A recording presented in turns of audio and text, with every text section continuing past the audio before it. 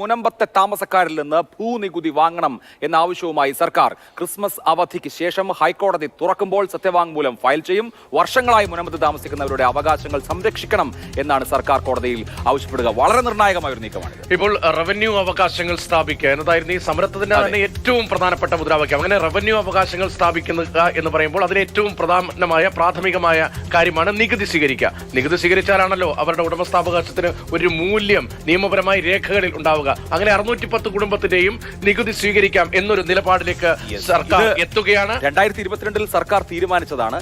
സർക്കാർ ഒരു സർവകക്ഷി യോഗം നടത്തുകയും ഇക്കാര്യത്തിൽ ഒരു തീരുമാനമെടുക്കുകയും ചെയ്തിരുന്നു. പക്ഷേ കോടതി ഇത് തടയുകയാണ് ഉണ്ടായത്. പക്ഷെ അന്ന് ഉണ്ടായതും ഇന്ന് ഉണ്ടായതും തമ്മിലുള്ള വ്യത്യാസം, അന്നൊരു സമവായം ഉണ്ടായിരുന്നില്ല. അന്ന് സർക്കാർ റവന്യൂ അവകാശങ്ങൾ ഈ ആളുകൾക്ക് നൽകിയതിനെതിരെ പ്രതിപക്ഷം നിയമസഭയിൽ സബ്മിഷൻ ഉന്നയിച്ചു.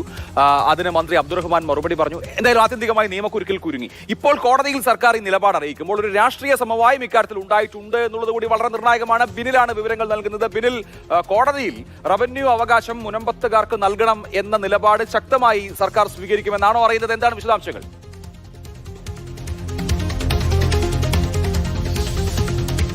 അഭിലാഷ്, മുഖ്യമന്ത്രിയുടെ സാന്നിധ്യത്തിൽ തന്നെ വിശദമായ ചർച്ചകൾ മുനമ്പത്തെ സമരക്കാരുമായി നടന്നിരുന്നു. അതിൽ അവർ മുന്നോട്ട് വെച്ച ഏറ്റവും പ്രധാനപ്പെട്ട ആവശ്യമാണ് അവരുടെ റവന്യൂ അവകാശങ്ങൾ സംരക്ഷിക്കുക എന്നത്.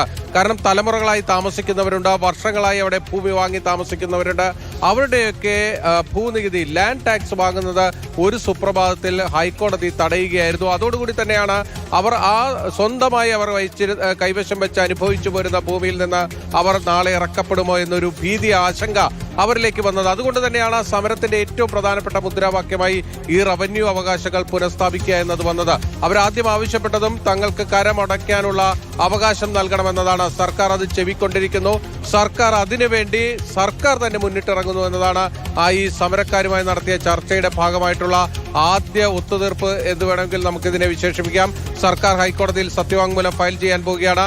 ആ സത്യവാങ്മൂലം തയ്യാറായി കഴിഞ്ഞു. അത് ഒപ്പിട്ട് മടങ്ങി വന്നാൽ ഉടൻ തന്നെ, അതായത് ഈ ക്രിസ്മസ് അവധിക്ക് ശേഷം 6-ാം തീയതി ഹൈക്കോടതി തുറക്കുകയാണ്. തുറക്കുന്ന സമയത്ത് തന്നെ ആ സത്യവാങ്മൂലം കോടതിയുടെ മുന്നിലേക്ക് എത്തിക്കുക എന്നതാണ് സർക്കാർ ഉദ്ദേശിക്കുന്നത്. കാരണം സർക്കാർ തന്നെ നികുതി സ്വീകരിക്കാം എന്ന നിലപാട് സ്വീകരിക്കുമ്പോൾ കോടതിയിൽ നിന്നും അനുകൂലമായ ഒരു സമീപനമല്ലേ സ്വാഭാവികമായും എല്ലാവരും പ്രതീക്ഷിക്കുന്നു. നേരത്തെ അഭിലാഷ് പറഞ്ഞ പോലെ രാഷ്ട്രീയമായ ഒരു സമവായത്തിലേക്ക് കൂടി കാര്യങ്ങൾ എത്തുമ്പോൾ സർക്കാർ തന്നെ നികുതി സ്വീകരിക്കാം എന്ന നിലപാടിലേക്ക് എത്തുമ്പോൾ കോടതിയുടെ ഭാഗത്തുനിന്നും അനുകൂലമായ തീരുമാന സമരസമിതിയും പ്രതീക്ഷിക്കുകയാണോ?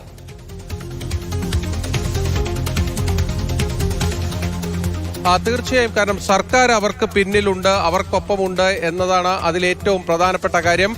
സർക്കാരിനെ സംബന്ധിച്ചിടത്തോളം ആ ഭൂനികുതി സ്വീകരിക്കുന്നതിൽ തടസ്സമില്ല. അതാണ് അവരെടുക്കാൻ പോകുന്ന നിലപാട്. കാരണം ഹൈക്കോടതിയാണ് സ്റ്റേ ചെയ്തിരിക്കുന്നത്. ആ സ്റ്റേ വിഡ്രോ ചെയ്യേണ്ടത് ഹൈക്കോടതി തന്നെയാണ്. പക്ഷേ ഏറ്റവും പ്രധാനപ്പെട്ട ഒരു ഈ ഭൂതർക്കത്തിന്റെ ഏറ്റവും പ്രധാനപ്പെട്ട ഒരു ഭാഗമാണ് സർക്കാർ എന്നത്. ആ സർക്കാർ തന്നെ ഈ ഭൂനികുതി സ്വീകരിക്കുന്നതിൽ തടസ്സമില്ല എന്ന നിലപാട് സ്വീകരിക്കുമ്പോൾ സ്വാഭാവികമായും അതിനനുകൂലമായ ഒരു തീരുമാനമാണ് സമരസമിതി അടക്കം പ്രതീക്ഷിക്കുന്നത്.